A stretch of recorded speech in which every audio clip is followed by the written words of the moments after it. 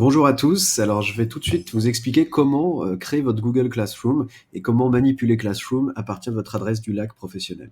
Alors, vérifiez en haut à droite que vous êtes bien connecté avec Google sur votre adresse professionnelle, comme je le suis, lac.edu.lb, et vous cliquez sur les carrés qui sont juste ici en haut à droite et vous allez cliquer dans Classroom.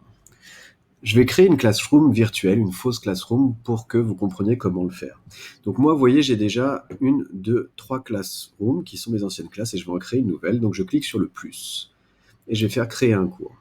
À partir de là, je vais lui donner un nom, ça s'appelle test équipe de lettres. Équipe de lettres. Voilà, je vais rien mettre d'autre, ça me suffit, et je vais créer. Voilà. Donc, vous voyez, ça y est, le groupe a été créé, donc c'est comme si je créais ma classe. Alors, première chose qui est intéressant de faire, c'est comment je vais inviter les gens à participer à ma classe. Alors, vous allez dans participants, et là, vous voyez enseignant, je suis bien notifié, et vous avez élèves, donc on va aller inviter ces élèves.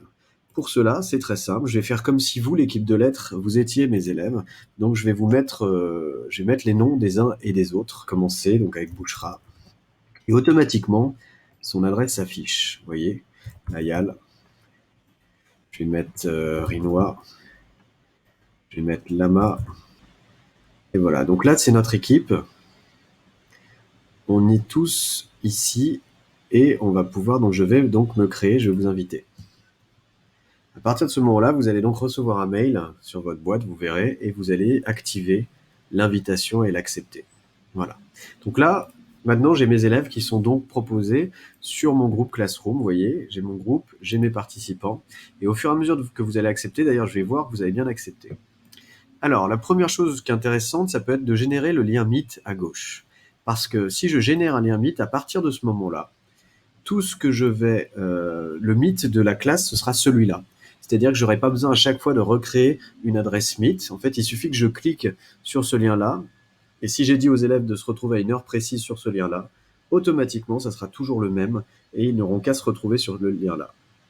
Donc je ferme. Donc ça, c'est pour Meet. Alors, à partir de ce moment-là, comment fonctionne Google Classroom? Alors, vous avez ce flux.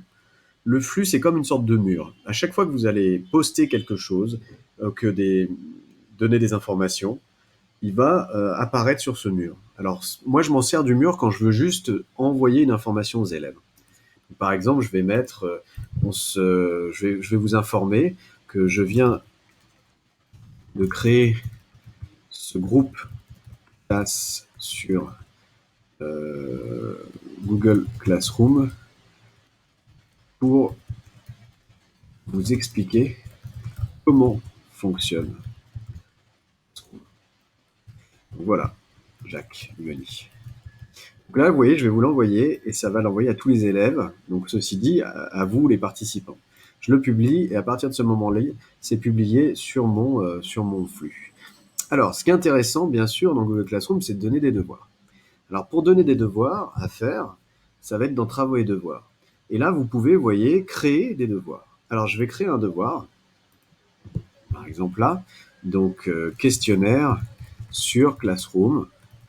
Et là, je vais mettre répondez au questionnaire dans le lien. JL. Et à ce moment-là, je vais donc ajouter un document où je vais en créer un, en fait, du devoir. Donc, par exemple, là, je vais pas ajouter, je vais créer. Je vais créer un document, je vais prendre un doc et je vais dire, ça va être un quiz pour vous. Alors, aimez-vous Classroom? Et je vais vous demander de rédiger un paragraphe. Voilà. Rédiger un paragraphe dans lequel vous expliquez pourquoi vous aimez Classroom. Et là, voilà. Donc là, je vais avoir de la place. Donc j'ai fini ça. Donc il est là, regardez. Mon document est ici. Il est bien à jour, il est mis. Et là, il y a trois possibilités. C'est là où c'est intéressant. C'est que ce que je vais ajouter là, je peux choisir trois choses. Soit c'est consultable par tous les élèves. C'est-à-dire que vous allez pouvoir lire le document, mais sans y toucher. Mais tout le monde va pouvoir le lire, toute votre classe. Soit il est modifiable par les élèves, et dans ce cas-là, ça sera un seul document qui sera modifiable par tout le monde. Soit, en effet, il est simplement faire une copie par élève, et là, dans ce cas-là, vous allez pouvoir télécharger chacun une version de mon document.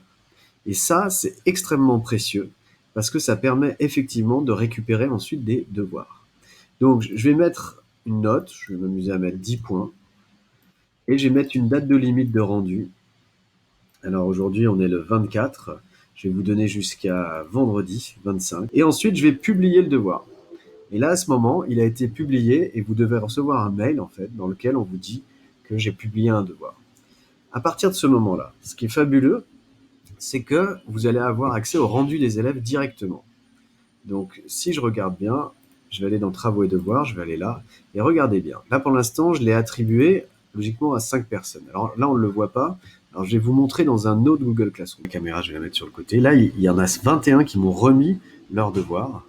Et donc, je vais aller voir justement les devoirs remis. Et regardez, ils sont tous là. Et ce qui est incroyable, c'est que j'ai accès directement aux devoirs de chacun des élèves. Et si je rentre dans le devoir, je leur avais demandé, donc j'avais donné des consignes, et regardez ça, c'est les réponses de l'élève. Vous voyez, dès qu'on ils ont remis le devoir, il y a leur nom déjà qui se rajoute au devoir. Ça, c'est exactement les réponses de l'élève aussi.